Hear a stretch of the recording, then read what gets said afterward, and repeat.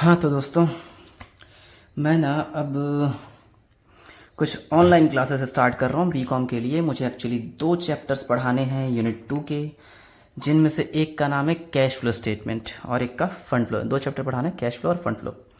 तो cash flow मैं पहले चालू करना चाहता हूँ क्योंकि कैश फ्लो टफ़ है। टफ़ वाला पहले सीखोगे तो इजी वाला इजीली बनेगा। और कैश फ्लो के लिए मैंने कुछ फॉर्मेट लिख के रखे हैं, काफ़ी बारीक बारीक सा लिखा हूँ क्योंकि मुझे एक पेज के अंदर सारा फॉर्मेट दिखाना था। देख सकते हो यहाँ से चालू है यहाँ तक मेन फॉर्मेट, उसके बाद कुछ वर्किंग नोट्स, ये फिर राइट साइड भी है, यहाँ से यहाँ यहाँ यहाँ पूरा ये वर्किंग नोट्स है। तो इसका ना अच्छे से एक मतलब डॉक्यूमेंट में एक पिक्चर अपलोड कर दूंगा एचडी में, ठीक है, सबको पता चल जाएगा। अभी अगर किसी को यहाँ से कुछ समझना हो वीडियो में देख कर, है ना, तो इसका जूम करके वीडियो में देख सकते हो और समझ सकते हो। मैं इस पूरे फॉर्मेट को एक्सप्लेन करूँगा, कोशिश करना हर चीज़ दिमाग में बैठ जाए और इसी के बेस पर हम सारा क्वेश्चन बनाने वाले, ठीक है।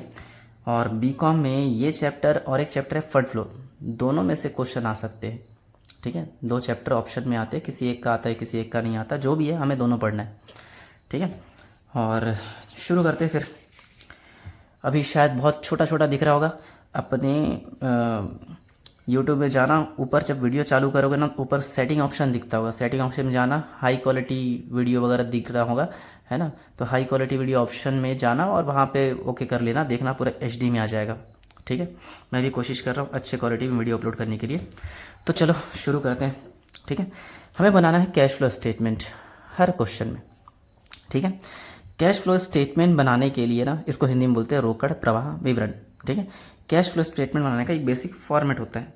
मैंने काफ़ी लंबा फॉर्मेट लिखा है, यहाँ अगर देख सकती हो तो यहाँ से यहाँ तक है फॉर्मेट, ठीक है, काफ़ी लंबा। लेकिन ऊपर देखोगे ना मैंने 2 मेथड के नाम लिखे हैं, एक डायरेक्ट मेथड और एक इनडायरेक्ट मेथड, ठीक है।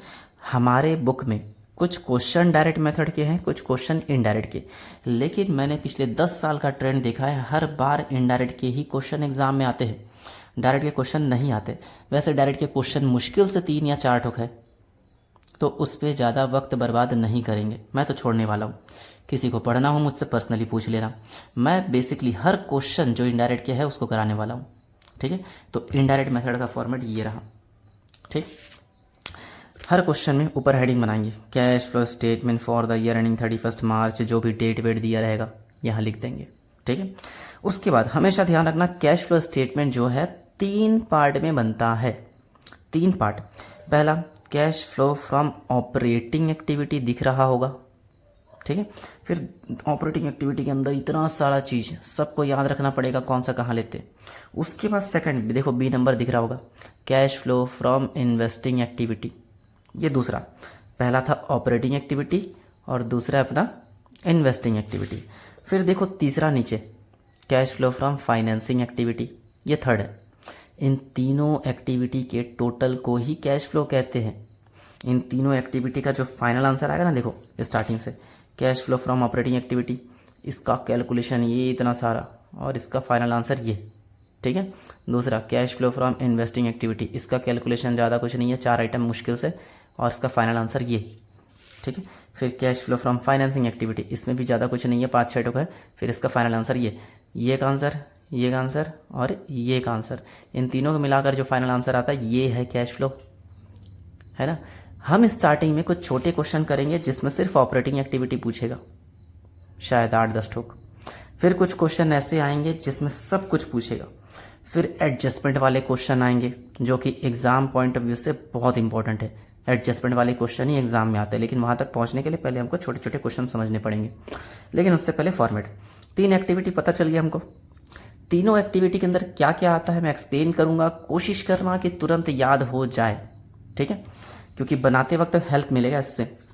Cash flow from operating activity, ठीक है।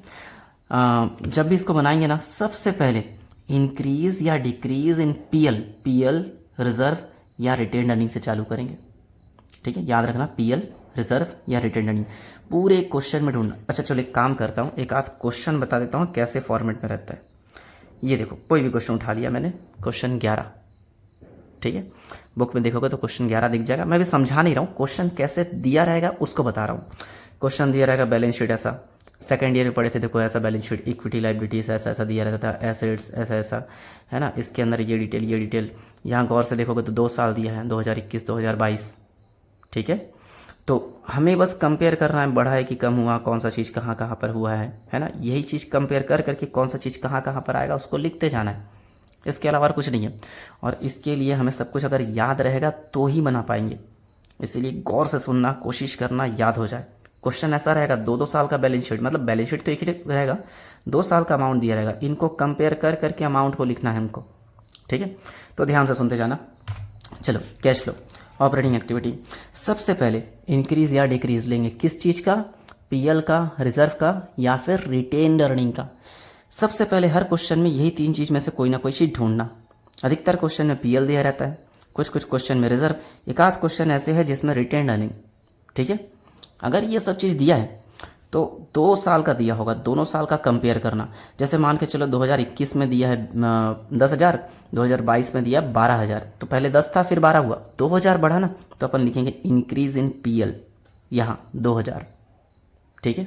और अगर कम हो गया, जैसे मान के चलो 10,000 था पहले, फिर हो गया 8,000, तो 2,000 कम हो गया, तो लिखेंगे अपन डिक्रीज इन पीएल यहाँ 2,000। और अगर डिक्रीज होता है तो अमाउंट को ब्रैकेट में, ठीक है।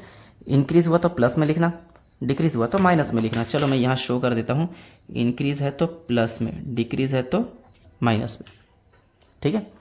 चलो जो भी है, और उसी तरह रिजर्व का भी, रिटेन अर्निंग का भी, ये सब कर सकते हैं अपन आराम से।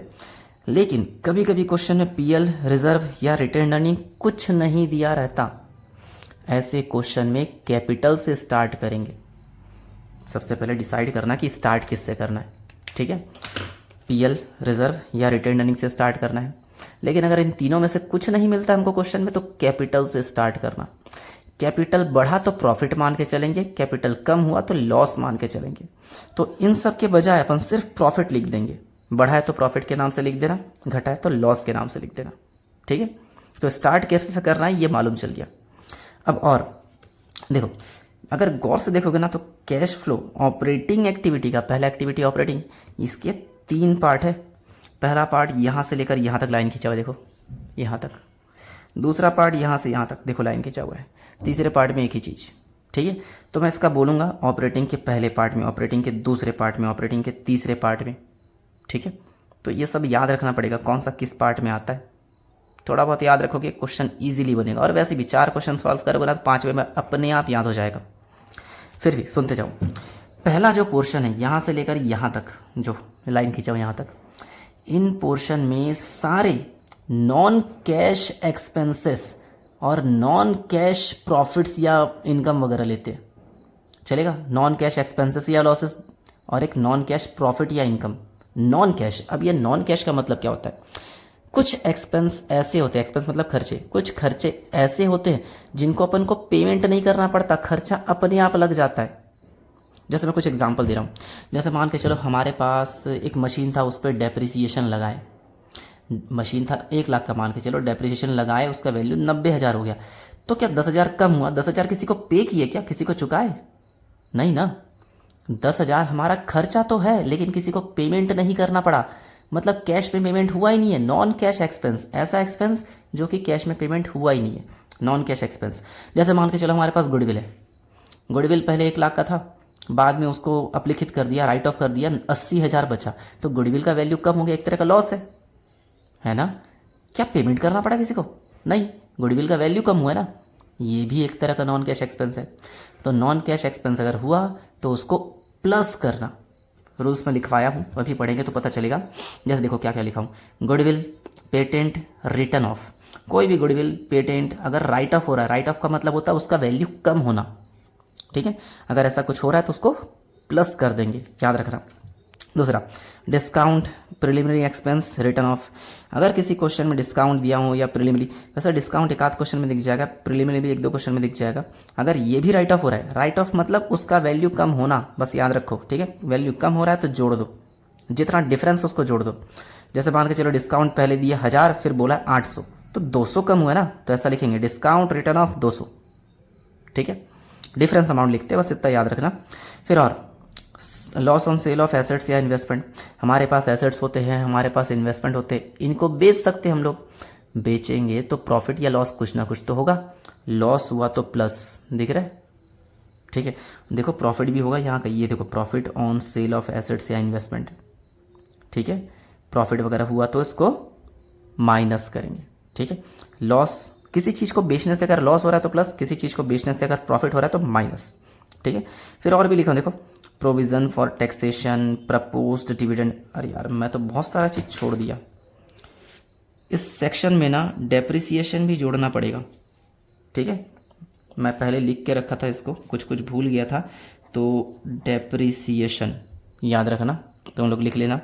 डेप्रिसिएशन के अलावा इंटरेस्ट ऑन डिवेंचर भी जोड़ना पड़ेगा अगर क्वेश्चन में हो तो। कहाँ लिखूँ मैं यहाँ लिख रहा हूँ, तुम लोग इसी के लाइन में लिख लेना, ठीक है। इंटरेस्ट ऑन डिवेंचर, डिवेंचर जानते हो, ऋण पत्र, ठीक है। मैं इसका फ़ोटो भी अपलोड कर दूंगा तो पता चल जाएगा, तो थोड़ा सुधार के लिख लेना, फॉर्मेट में मेरे से कुछ कुछ छूट गया था, ठीक है। तो और भी बहुत सारी चीज़ें, provision for taxation, propose dividend, tax का प्रोविज़न करते हैं, टैक्स पेमेंट बाद में होता है लेकिन टैक्स का प्रोविज़न साल के पहले दिन ही कर लेते कि यार इस साल मुझे इतना टैक्स पटाना पड़ेगा, खर्चा पहले से मान लेते, खर्चा बाद में होगा साल के आखिर में, लेकिन खर्चा मान के अपन खर्चा को यहाँ लिख दिया, पेमेंट हुआ नहीं था पहले, है ना, तो नॉन कैश एक्सपेंस माना जाएगा। प्रपोज्ड डिविडेंड, ये भी रहेगा क्वेश्चन में, ऐसा डिविडेंड जिसकी बस घोषणा की है, पेमेंट हुआ नहीं है, घोषणा करते साथ ही हमारा खर्चा बन गया, पेमेंट जब होगा तब उसको कैश में लिखेंगे, लेकिन अभी पेमेंट नहीं हुआ है, बस प्रपोजल आया है करके, तो उसको यहाँ प्लस कर सकते हैं, ठीक है। एक बार रिपीट, सबसे पहले इंक्रीज या डिक्रीज, पीएल, रिजर्व, रिटर्निंग, इन सब से स्टार्ट कर सकते हैं। अगर ये सब ना हो तो कैपिटल को भी प्रॉफिट, कैपिटल के डिफरेंस को प्रॉफिट या लॉस कह सकते हैं, उससे भी स्टार्ट कर सकते हैं। गुडविल, पेटेंट राइट ऑफ हो रहा है, डिस्काउंट, प्रीलिमिनरी राइट ऑफ हो रहा है, डेप्री ऐड कर देना, डेप्री हर क्वेश्चन में रहेगा, भूलना मत, डेप्रिसिएशन किसी भी एसेट्स का, loss on sale of assets या इन्वेस्टमेंट, किसी भी चीज़ को बेचने से लॉस वॉस हुआ तो प्लस, और देखो प्रॉफिट कहीं पर माइनस भी होगा, इन दोनों को एक साथ याद करने की कोशिश करना, loss plus profit minus, provision for taxation plus कर देंगे, प्रपोज डिविडेंड प्लस कर देंगे, interest on debenture, interest on loan भी आ सकता है ना, ये सब प्लस। मैंने एक चीज़ और लिखा नहीं और भूल गया यार, इंटरेस्ट ऑन इन्वेस्टमेंट वो माइनस होगा, देखो इंटरेस्ट ऑन डिवेंचर प्लस, लेकिन इंटरेस्ट ऑन इन्वेस्टमेंट माइनस, मैं यहाँ लिख रहा हूँ, ठीक है, इंटरेस्ट ऑन इन्वेस्टमेंट, तुम लोग पूरा अच्छे से लिखना ना, है ना, वीडियो देखकर कवर करना, इंटरेस्ट ऑन इन्वेस्टमेंट को माइनस चलेगा, ठीक है। उसके बाद बहुत सारे अमाउंट आ गए यहाँ पे, ठीक है, इन सब चीज़ों को प्लस माइनस करेंगे तो ये जो अमाउंट आएगा ना, इसको बोलेंगे कैश फ्लो बिफोर WC, मतलब वर्किंग कैपिटल एंड टैक्स, ठीक है, ये इस आंसर का नाम है, इस आंसर के नाम सामने यही चीज लिखना, cash flow before working capital and tax, ठीक है, ये लिख दिए। अब इसके अंदर और कुछ प्लस माइनस करना है, ठीक है, और क्या क्या प्लस माइनस करना है देखो लिख दिया हूँ, इंक्रीज इन CA मतलब करंट एसेट्स, मैंने शॉर्टकट में CA लिख दिया है। क्वेश्चन में करंट एसेट्स ढेर सारे होंगे, जैसे कुछ करंट एसेट्स नाम बता रहा हूँ, स्टॉक है, डेटर है, bills रिसीवल, accrued income, prepaid expense, ये सब करंट एसेट्स है, ठीक है। करंट एसेट्स और भी होता है जैसे कैश, बैंक, है ना, ये सब भी होता है, लेकिन उनको यहाँ कंसीडर मत करना, करंट एसेट्स में उनको मत लेना, क्योंकि कैश फ्लो में कैश का इंक्रीज डिक्रीज थोड़ी लेंगे यार, कैश तो आंसर आएगा। तो 5 नाम याद रखो काफ़ी होगा, क्या क्या, stock, debtor, bills रिसीवल, accrued income, prepaid expense, चलेगा। कहीं पर रफ में वर्किंग नोट मतलब नोट्स वोट्स बना के लिख लेना, काम आएगा। इन 5 करंट एसेट्स में अगर बढ़ोतरी होती है, देखो इंक्रीज इन CA अगर बढ़ा है तो माइनस करेंगे, देखो माइनस का साइन लगाया हूँ, ठीक है। और देखो और भी है, decrease in current assets, just उसका उल्टा, करंट एसेट्स बढ़ा तो माइनस, करंट एसेट्स घटा तो प्लस। अजीब लग रहा होगा लेकिन ये रूल्स है, ठीक है, थोड़ा रटना पड़ेगा, बाकी खुद सॉल्व कर सकते हो। उसके बाद increase in current liability plus, in decrease in current liability minus. अब सवाल ये उठता है करंट लायबिलिटी क्या है। करंट लायबिलिटी भी 4-5 होते हैं, ज़्यादा नहीं। करंट लायबिलिटी जैसे क्रेडिटर हो गए, है ना, creditor, bills payable, outstanding, advance income, काफ़ी है यार, 4 ही काफ़ी है ना। क्रेडिटर में करंट लायबिलिटी में क्रेडिटर है, बिल्स पेबल है, आउटस्टैंडिंग एक्सपेंसेस और एक एडवांस इनकम, 4 नाम याद रखो, काफ़ी है, ठीक है। तो करंट एसेट्स सिंपल सी बात है, याद करने का तरीका, पहले करंट लायबिलिटी का याद करो। करंट लायबिलिटी बढ़ा तो प्लस दिखा और करंट लायबिलिटी घटा तो माइनस। उसी तरह करंट एसेट्स बढ़ा तो माइनस, लेकिन करंट एसेट्स घटा तो प्लस। मतलब करंट एसेट्स में उल्टा चलाना, करंट लायबिलिटी में सीधा चलाना। करंट लायबिलिटी बढ़ा प्लस, घटा माइनस। करंट एसेट्स बढ़ा तो माइनस, घटा तो प्लस। ठीक है, चलो फिर जो आंसर आया था है ना, वो बिफोर टैक्स वगैरह जो भी है, उसके अंदर इन सब चीज़ों को प्लस माइनस करेंगे तो और एक आंसर आएगा। इसको बोलेंगे cash flow before tax, tax के पहले का कैश फ्लो है। फिर इसके अंदर टैक्स पेड अगर क्वेश्चन में दिया रहेगा, इनकम टैक्स पेड या टैक्स पेड जो भी है उसको माइनस कर देंगे, बचा कुचा फाइनल आंसर। ये जो फाइनल आंसर है ये ऑपरेटिंग एक्टिविटी का आंसर है। सबसे बड़ा ऑपरेटिंग एक्टिविटी ही होता है। ठीक है, उसके बाद cash flow from investing activity. Investing activity में ज़्यादा कुछ नहीं है। इन्वेस्टिंग एक्टिविटी में जितने भी फिक्स्ड एसेट्स होते हैं, फिक्स्ड एसेट्स जैसे मशीन, प्लांट, बिल्डिंग, फर्नीचर, ठीक है, इन्वेस्टमेंट वगैरह, ये सब चीज़, इन फिक्स्ड एसेट्स का सेल या परचेस लेते, इससे कुछ इनकम हुआ तो उसको लेते। देख लो आसानी से लिखा हुआ है, सेल ऑफ एसेट्स या इन्वेस्टमेंट, सेल किए तो बदले में पैसे आए, इसीलिए इसको ऐसे ही लिख देना। फिर कहीं पर इन्वेस्ट किए तो उससे इंटरेस्ट मिला, इंटरेस्ट ऑन इन्वेस्टमेंट रिसीव्ड, है ना, प्लस। अच्छा याद करो, ऑपरेटिंग में भी इंटरेस्ट ऑन इन्वेस्टमेंट माइनस लिखा था, वहाँ माइनस, लेकिन यहाँ पे प्लस। एक ही चीज़ दो जगह आ रहा है, घबराना मत इससे।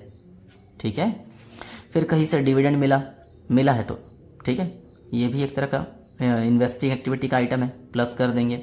हाँ, परचेस ऑफ एसेट्स या इन्वेस्टमेंट, सेल को ऐसे ही लिख देना प्लस में, लेकिन परचेस को माइनस में, क्योंकि परचेस करते हैं कोई चीज़ तो बदले में पैसा जाता है, कैश जा रहा है, माइनस में आएगा।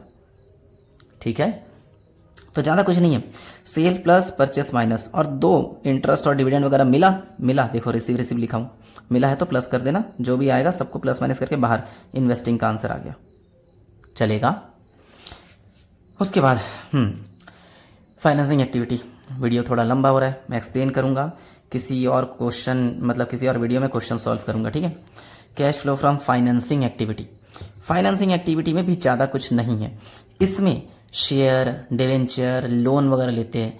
याद करो लास्ट ईयर बैलेंस शीट पढ़े थे, बैलेंस शीट में ऊपर इक्विटी लाइबिलिटीज़, उसके अंदर 4 चीज़ होते थे, है ना, share holders fund, share application money, pending allotment, non current liability, current liability. ठीक है, तो करंट लाइबिलिटी को छोड़ दो, स्टार्टिंग के जो 3 थे ना, share holders fund, share application money, pending allotment और नॉन करंट लाइबिलिटी, इन तीनों में जो इंक्रीज डिक्रीज होता है वो लेते हैं फाइनेंसिंग एक्टिविटी में। ठीक है, share holders fund, share application money, pending allotment तो वैसे भी नील होता था, याद करो, पूरे बुक में कुछ नहीं देखे थे तो जाने दो उसको। यानी शेयर होल्डर्स फंड और एक नॉन करंट लाइबिलिटी, इन दोनों में जो भी बढ़ोतरी या कमी होगा उसी का इंक्रीज डिक्रीज यहाँ लेंगे। जैसे इशू ऑफ शेयर या डिवेंचर, शेयर डिवेंचर याद करो शेयर होल्डर्स फंड में होता था, अगर उसको इशू करेंगे तो पैसा आएगा तो प्लस में लिख देंगे। ठीक है, लोन टेकन, कहीं से लोन वोन लिए, ये नॉन करंट लाइबिलिटी में होता था, प्लस कर देंगे क्योंकि लोन लिए तो पैसा आया। इंटरेस्ट ऑन डिवेंचर या लोन पेड, हाँ इसको देखो मैंने कहीं पर माइनस कराया था, इंटरेस्ट ऑन डिवेंचर या इंटरेस्ट ऑन लोन बोला था। ठीक है, ऑपरेटिंग में प्लस हुआ था, लेकिन यहाँ क्या करेंगे, पेड बोल रहा है ना, पैसा जा रहा है तो माइनस कर देंगे। ठीक है, उसके बाद डिविडेंड चुकाए, माइनस कर देना। रिडम्पशन ऑफ शेयर डिवेंचर, देखो शेयर डिवेंचर उस टाइम प्लस इशू किया था तो प्लस हुआ था, इशू किए तो पैसे आए प्लस, लेकिन रिडम्पशन कर दिए, अब रिडम्पशन का मतलब होता है पैसा वापस कर दिए, तो पैसा जा रहा है ना, पैसा जा रहा है तो माइनस कर देंगे। और कहीं पर अगर जैसे लोन टेकन था, लोन लिया तो प्लस क्योंकि पैसे आए, रीपेमेंट ऑफ लोन, लोन का पैसा वापस कर दिया, चुका दिया, पैसा गया तो माइनस, सिंपल सी बात है। इन सबको प्लस माइनस करके यहाँ लिख देंगे, 3 आंसर आ गया, चलेगा। इन तीनों आंसर का फाइनल प्लस माइनस करना, मैंने ट्रिपल क्रॉस कर दिया है, उससे समझ जाओगे कि फाइनल आंसर है। इस आंसर का नाम लिखना नेट इंक्रीज या फिर decrease in cash and cash equivalent, cash and cash equivalent, जिसको शॉर्टकट में मैं CCE कहता हूँ, एग्जाम में CCE वर्ड का यूज़ मत करना। ठीक है, पूरा लिखना cash and cash equivalent, net increase. अगर देखो ये आंसर कंफर्म नहीं है प्लस में आएगा कि माइनस में आएगा, कुछ भी हो सकता है। अगर प्लस में आया तो लिखना नेट इंक्रीज इन CCE, और अगर माइनस में आता तो लिखना नेट डिक्रीज इन CCE। याद रखना, आंसर प्लस में आया तो नेट इंक्रीज, माइनस में आया तो नेट डिक्रीज। ठीक है, फिर इसके अंदर क्वेश्चन में ओपनिंग CCE दिया रहेगा पहले से, उसको ऐड कर देंगे, इसमें इसको ऐड करेंगे, इसमें इसको, तो जो आएगा वो फाइनल अपना क्लोजिंग CCE, बस टैली हो जाएगा। क्लोजिंग CCE क्वेश्चन में दिया रहेगा तो हमें पता चल जाएगा कि हमारा आंसर आया कि नहीं आया। ठीक है, ये बेसिक फॉर्मेट है। इसके अलावा कुछ वर्किंग नोट्स है, लेकिन ना वर्किंग नोट मैं अभी समझाना नहीं चाहता। चैप्टर काफ़ी लेंदी है, मैं जानता हूँ। इस चैप्टर को एक्सप्लेन करने के लिए मुझे कम से कम 15 से भी ज़्यादा वीडियो बनाने पड़ेंगे अप्रॉक्स। ये मेरा पहला वीडियो इस चैप्टर के लिए। मैं इस वीडियो में सिर्फ एक्सप्लेन ही कर रहा हूँ और कुछ नहीं, ठीक है। मैं अब क्वेश्चन चालू करूँगा लेकिन अगले वीडियो में, और क्वेश्चंस जब चालू करूँगा ना, शॉर्टकट में क्वेश्चन बनाऊंगा। कोशिश करूँगा एक एक वीडियो में 5-6 क्वेश्चन बन जाए, छोटे वाले। बड़े वाले तो एक वीडियो में एक ही क्वेश्चन बन पाएगा मुश्किल से।